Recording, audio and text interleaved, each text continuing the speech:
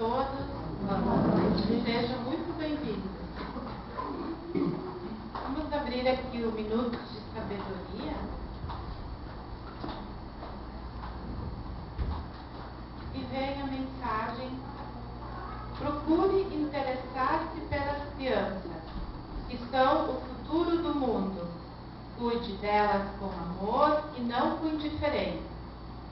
Quantos cárceres estão cheios por falta de carinho nos lares? Não se esqueça de que o criminoso mais cruel foi um dia uma criança, pura e inocente, como todas as outras. Cuide das crianças com desvelo e carinho, e terá preparado um futuro feliz para a humanidade. Bem importante essa mensagem, né? Então agora, vamos nos concentrar, vamos fechar os olhos, quem quiser, e vamos pedir ao Mestre Jesus: amigo querido, mais uma vez nos encontramos reunidos em Teu nome, para mais um momento de aprendizado e fortalecimento. Nos ampare e ilumine no esforço de renovação íntima, na busca da caridade desinteressada, na busca do conhecimento intelectual, podendo assim desenvolvermos o nosso lado moral. Abençoe, Senhor, a nossa irmã Nani, que trará o aprendizado desta noite, tendo assim todos nós um excelente aproveitamento. Solicitamos que as águas dos frascos sejam magnetizadas e que coloques as melhores energias que necessitamos.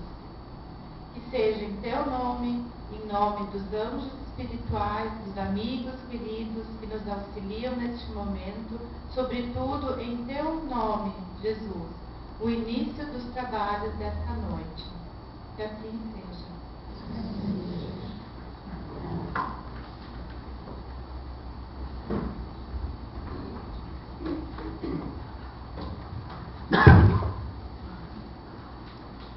Uma boa noite a todos. Boa noite.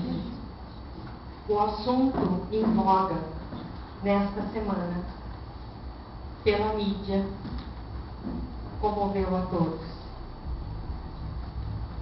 E nós assistimos, estarrecidos, pela televisão, pela internet, nos jornais, o acidente acontecido com os jogadores do Chapecoense. Este assunto nos deixa entristecidos, para baixo,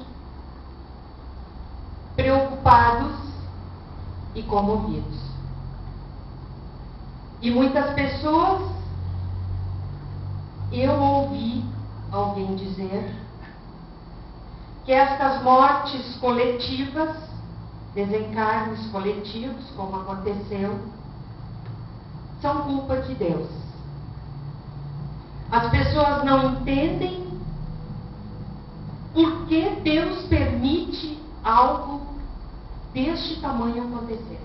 Quando tantas pessoas sofrem, o mundo inteiro se envolveu em comoção pelo acontecido. Outras pessoas dizem que Deus não tem nada a ver com isso. Então nós vamos tentar compreender as mortes coletivas. Por que isso acontece? Como acontecem essas mortes? Nós não podemos pensar e nem sequer admitir que Deus é injusto. Porque senão cai por terra toda e qualquer noção que temos acerca do Criador, que é amor. O Espiritismo mostra que Deus é perfeito, que Deus é soberanamente justo e soberanamente bom. E nesse caso, quando acontece alguma coisa na nossa vida, que nos dói mais particularmente, não foi Deus que programou isso para nós. Deus não me esqueceu. Eu não sou mais considerada filha dele, ou filho dele. por Ele estar permitindo ou me enviando este sofrimento. Deus não quer que seus filhos sofram, e Ele faz de tudo para que a gente não sofra. O nosso destino, o de todos nós, é a felicidade. Mas nós mesmos, através das nossas reencarnações, ou seja, das nossas vidas físicas sucessivas, aquelas lá atrás em que nós cometemos erros, atraímos para nós, pelos erros cometidos, pelos desajustes contidos ainda em nós, atraímos problemas, dificuldades, enfermidades, resgates. Nós atraímos. Não é Deus quem envia para nós. É lei da vida. O que sai de nós, retorna. O bem também, assim como o mal. Quando o ser humano não segue os ensinamentos de Jesus, ou seja, quando a pessoa está vivendo fora das leis divinas, aí sim vem a resposta da lei. Que é uma coisa que ocorre automaticamente. Saiu de mim, voltou. Não é Deus que envia a dor, mas nós atraímos a dor e o sofrimento. No Livro dos Espíritos, Allan Kardec, preocupado com essas questões, fez uma pergunta sobre isso aos espíritos superiores, sobre as leis da vida, as leis de Deus. E os espíritos nos dizem que o ser humano só é infeliz quando ele se afasta das leis de Deus. Quando sai do bom caminho. Isso é se afastar das leis de Deus. Se nós nos afastarmos das leis criadas pelo nosso Pai, é lógico que vai vir uma resposta. Em consequência dos nossos atos cometidos lá atrás. Então, o nosso futuro nós estamos fazendo hoje, conforme as minhas atitudes no meu dia a dia. Nós podemos ter uma ideia disso verificando a questão do momento em que o nosso planeta está vivendo.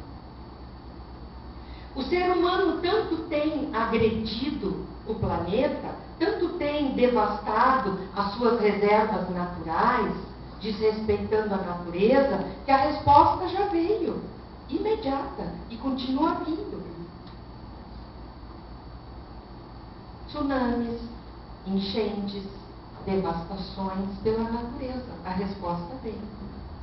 O que acontece então? O ar e os rios ficam poluídos. A ameaça de faltar água no planeta. Isso é consequência dos atos do ser humano, que não respeita a casa que vive, pelo nosso livre-arbítrio. Porque Deus dá para nós o livre-arbítrio. O que é isso? Ele nos dá a liberdade de agir como nós quisermos.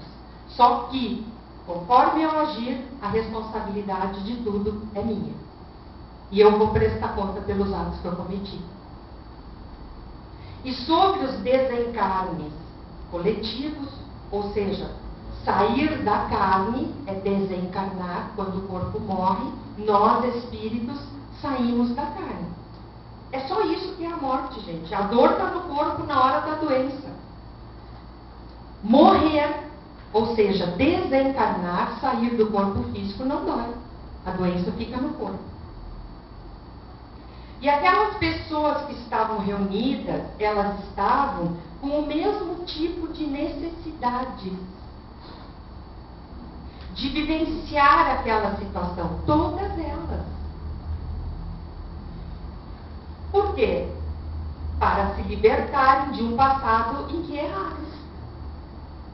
Podem ter provocado um acidente e ter havido o desencarne de alguém pela má atitude da pessoa.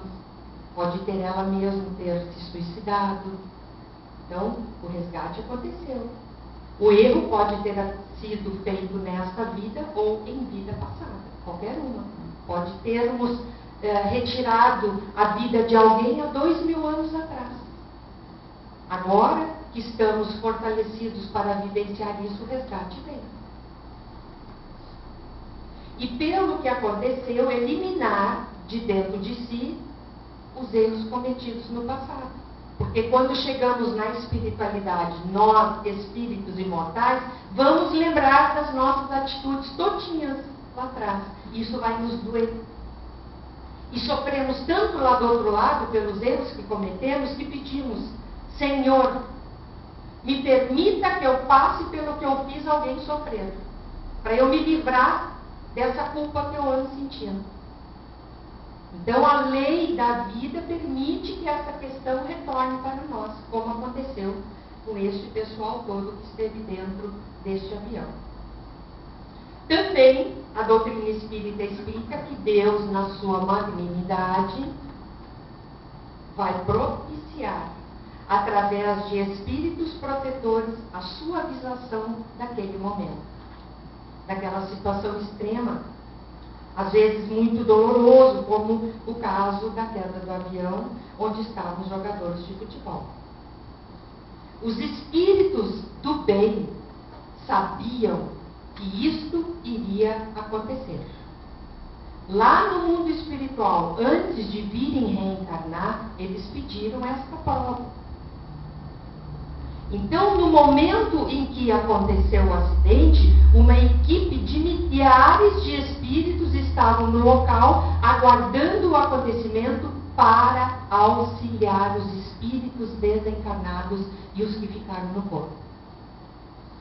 Ninguém, meus irmãos, ninguém está desprotegido e sozinho no mundo.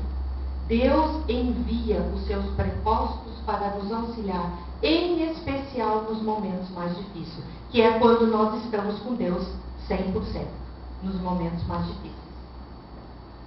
E lá, os espíritos superiores, os espíritos bondosos, socorristas, estavam aguardando o avião cair e socorrer a todos que tivessem condições de serem socorridos. E auxiliando os familiares, uma outra equipe auxiliando os familiares sofridos também.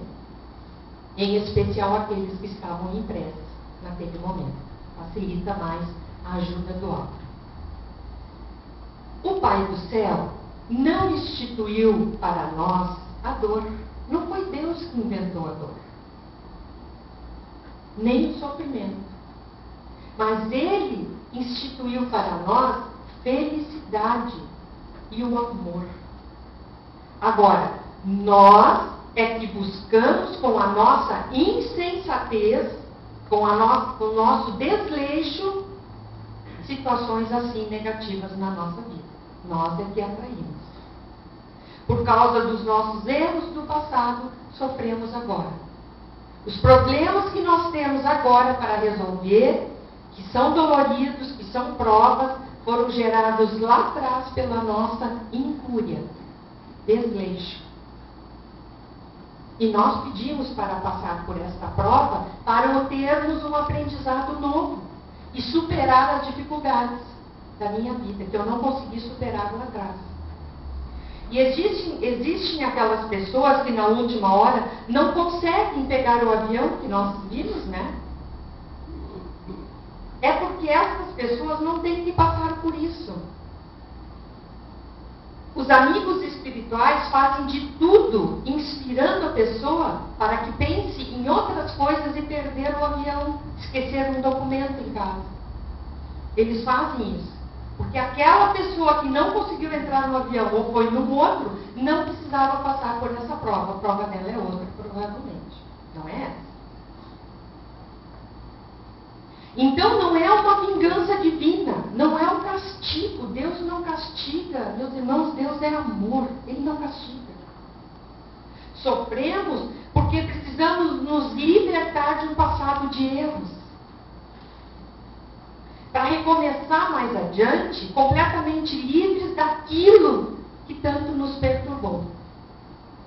Deus é justo infinitamente e jamais iria permitir que alguém sofresse sem necessidade. Ai, mas Deus me esqueceu. Eu sou um coitado. Não, gente. Deus não manda nenhum problema para nós. Existe na Terra muitos homens, muitas pessoas injustas. E muitas injustiças, nós sabemos, do ponto de vista da humanidade. Mas não existe ninguém injustiçado. Se eu estou me sentindo injustiçada agora, é porque eu fui injusta lá atrás, só está voltando para mim. Do ponto de vista da ótica divina, não existe ninguém injustiçado. Tudo que está me acontecendo tem um porquê e uma razão muito grande para o meu aprendizado novo. Porque Deus, sendo Pai, amoroso, perfeito, bom, misericordioso, não deixaria seus filhos à mercê de qualquer acontecimento que não teríamos que passar. Tudo está sendo cuidado direitinho, todos nós. O suicida que está no vale dos suicidas tem no mundo espiritual, na comunidade chamada Esperança, onde Maria de Nazaré cuida deles. E tem a legião dos servos de Maria, e sabem os passos do suicida lá no vale dos suicidas. Tudo o que eles fazem, tudo o que eles sentem. Controlados, amparados, acompanhados. E nós não seríamos também, gente? Claro!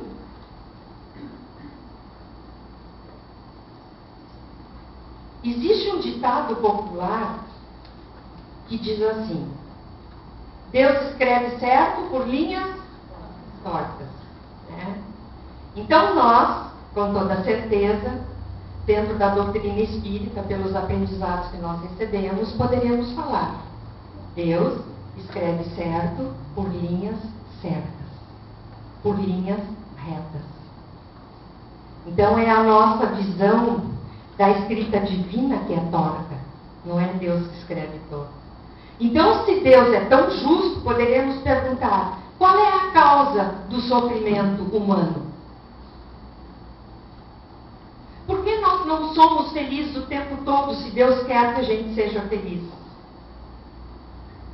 Conforme eu falei antes, porque nós mesmos procuramos isso, sem querer. Ninguém quer sofrer, né? Usando o nosso livre-arbítrio, que é a liberdade que Deus nos dá de agir, erramos porque queremos. A pessoa vai ser responsável por estas escolhas, pelos caminhos que escolheu trilhar, todos nós. E a partir daí as consequências que virão a partir dessa escolha que nós tivemos na nossa vida. Como a humanidade tem feito escolhas prejudiciais a ela própria, é claro que nós não vamos conseguir encontrar felicidade por enquanto. Escolhemos coisas completamente erradas no nosso dia a dia. Tomamos um caminho, muitas vezes, enganoso. E mudar o caminho é difícil, né, gente? Sair da nossa rotina do dia a dia é difícil. O nosso café da manhã normalmente é sempre o mesmo. Como é bom tomar café da manhã na casa dos outros, né? A gente entra naquela rotina e não consegue mudar.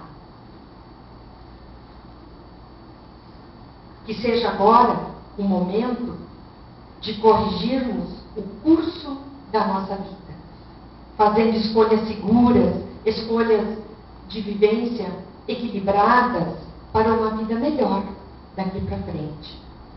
Jesus ensinou isso quando ele disse: não vos inquieteis pelo dia de amanhã, a cada dia bastam as aflições do próprio dia. Quantas vezes nós nos afligimos por antecipação e depois nem acontece o problema? Quantas vezes nos angustiamos por uma coisa que não chega a se materializar? Precisamos ter escolhas mais corretas para termos a possibilidade de mudar as nossas próximas escolhas e melhorar a nossa vida daqui para frente. nós pensamos assim: tudo bem, somos adultos, sofremos porque erramos lá atrás. E as crianças? Por que elas sofrem se ainda não tiveram tempo de errar? Jesus nos disse: a cada um segundo as suas obras. Se nós estamos agora vivenciando momentos difíceis, é porque plantamos isso lá atrás. Então, as nossas obras anteriores falam pelo nosso dia de hoje. E a criança, a gente olha aquela criancinha de 5 anos, de 3 anos, a coisa mais linda do mundo, não tem ser mais lindo que uma criança de 8, 10 anos. Não é um espírito que foi criado quando nasceu aqui na Terra. Ele não é recém-criado. Deus não cria o espírito da criança no dia do seu nascimento. É um espírito muito antigo, que já teve outras inúmeras encarnações. E que está agora no novo corpo escrevendo uma nova história na sua vida, uma nova página no seu livro da vida. Essa criança que nós estamos lembrando, que cada um de nós lembra de uma, ou de 2, ou 3, tiveram vidas anteriores, como nós, vidas sucessivas. Somos espíritos multimilenares. Nós temos inteligência. Na nossa última encarnação não fomos pessoas primitivas que vivíamos no meio do mato correndo atrás da nossa comida. Nós já temos uma inteligência com uma dimensão maior do que o ser primitivo tem. Esta explicação e esta compreensão nos possibilita entender os mecanismos da justiça divina. De outra maneira, nós não vamos achar realmente que Deus é justo. E se uma criança já nasce com câncer, com problema de respiração, não teve tempo de errar, lógico, nessa vida. E nas vidas anteriores, o que fez para reencarnar assim? A criança sofre porque é um espírito imortal, como nós. É um espírito antigo que está vivendo hoje de acordo com as obras que plantou no passado. É por isso que Jesus falava: com a mesma medida que medirdes, também sereis medido. Volta para nós. A cada um segundo as suas obras, Jesus disse. Então nós podemos entender que a criança é um espírito antigo quando nós vemos um pequenininho com aptidões que ela apresenta dentro dela e não teve tempo de aprender daquela forma. Porque dentro de uma mesma família, 2, 3 filhos educados com o mesmo desvelo, com o mesmo carinho, o mesmo amor, um pega um gatinho e alisa e o outro vai lá e puxa o rabo do gato.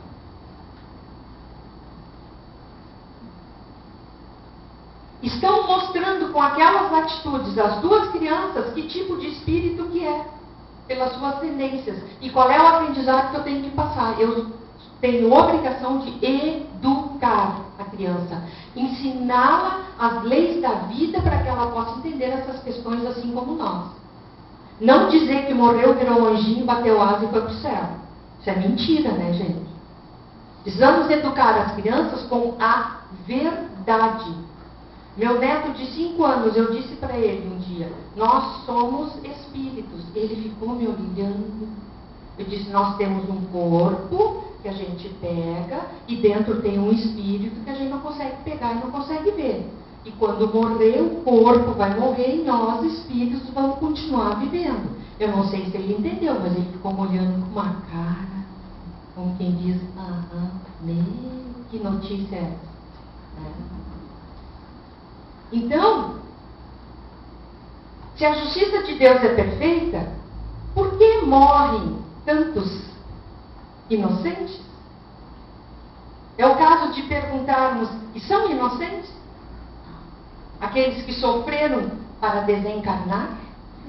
Claro que se a justiça divina é perfeita, aqueles que estão envolvidos nestas circunstâncias difíceis, e que vão, em certa ocasião, morrer em um desastre coletivo, numa situação completamente dolorosa. Então, por que isso acontece? Nós temos que olhar o ontem que essas pessoas viveram, as vidas passadas.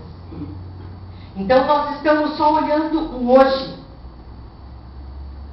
como jogadores de futebol, com potenciais, com juventude, com alegria, com vida exuberante. E o passado deles? O que exigiu deles neste resgate? Porque é um espírito que já teve outras vidas, é um espírito antigo e traz do passado algum tipo de responsabilidade, de dívida, alguma coisa que tem que cumprir para que possa caminhar para o alto, para a perfeição, depois de ter cumprido o resgate. E tem algo muito importante também. Tem alguns casos que as pessoas desencarnam de forma violenta, que sofrem por alguma situação muito cruel, e podem ser pessoas que não estão com dívidas perante a justiça divina. Elas podem ser pessoas que até pediram para reencarnar e passarem por uma prova dolorosa para dar exemplo aos seus pais.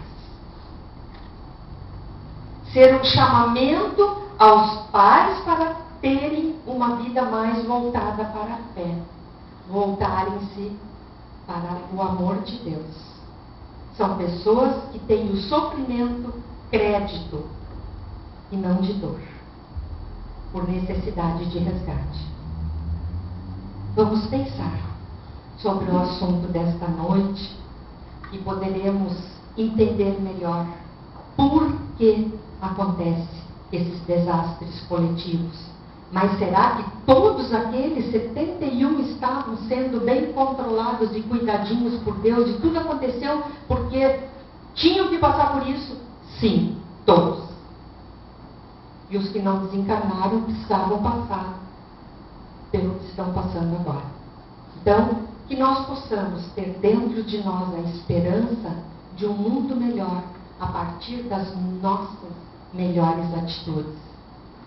Com todas essas informações e esclarecimentos que recebemos hoje, vamos sempre lembrar disso e rogar a Deus que abençoe a todos nós. Uma boa noite a todos. Vamos receber o passe agora.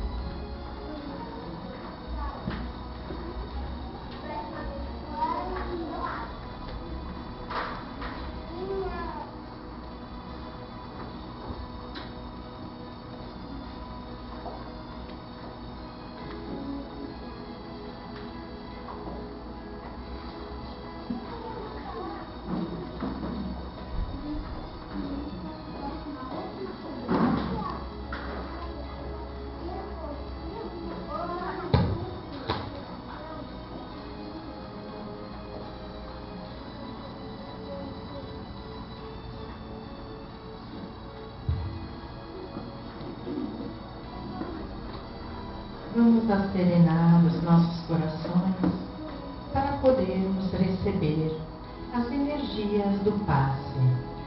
Com a nossa alma em paz, estamos prontos para sentir que o nosso Pai Maior nos ama e nos quer bem, e está derramando sobre nós as bênçãos do alto. Por alguns momentos, vamos receber estas energias.